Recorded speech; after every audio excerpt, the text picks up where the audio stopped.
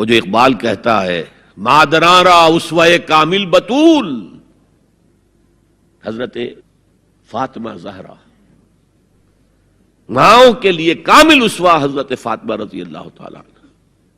آسیہ گرداں و لب قرآن سرا، وہ چکی پیستی تھی اور زبان سے قرآن پڑھتی جاتی تھی۔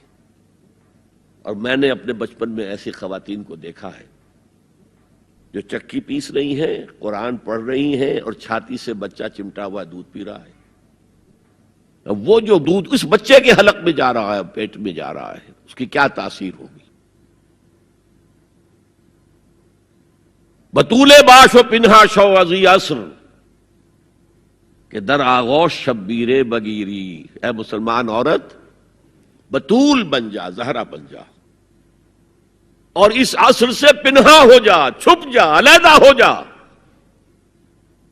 تاکہ تیرے آغوش میں حسین جیسا بچہ پیدا ہو۔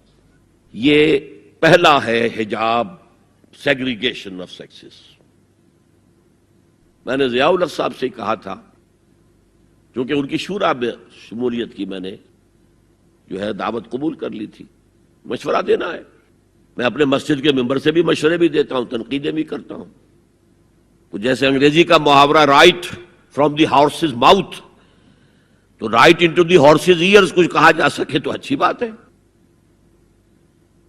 میں نے ان سے کہا آپ نے پی آئی اے کو ڈرائی کر دیا، شراب بند کر دی، اچھا کام کیا، بہت عمدہ کیا۔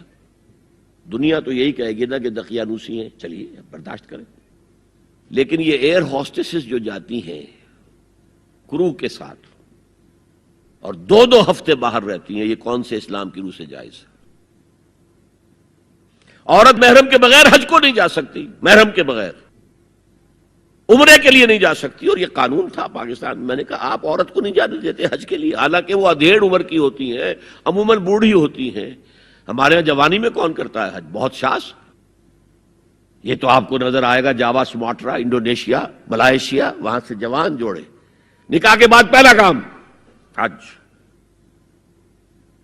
کہ ہمارے ہاں سے تو بڈھے ٹھیرے گئے ہوئے ہوتے، اور پہلے زمانے میں تو ان کو رخصت کر دیتے تھے کہ بس رخصت ہی ہو جائیں گے، یہ اب واپس نہیں آئیں گے۔ اب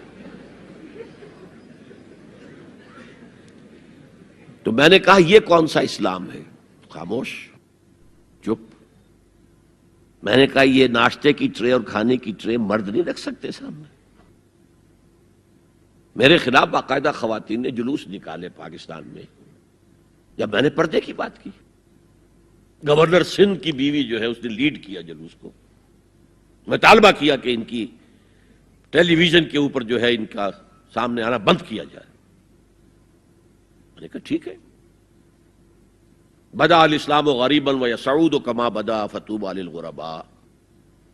اسلام شروع ہوا تھا تو اسی حالت میں تھا کہ کوئی اس کو جانتا پہچانتا نہیں تھا، پھر جب اسلام غالب ہو گیا تو طاقتور کے تو سبھی دوست تھے، سبھی پہچاننے والے، لیکن ان قریب اسلام پھر غریب ہو جائے گا۔ تو جو اسلام کی غربت کے ساتھ خود غریب ہو جائیں ان کے لیے مبارکباد۔ اسلام کا دامن نہ چھوڑیں، چاہے انہیں کہا جائے کہ یہ تو بڑے ہی دقیانوسی لوگ ہیں، بڑے کٹر لوگ ہیں۔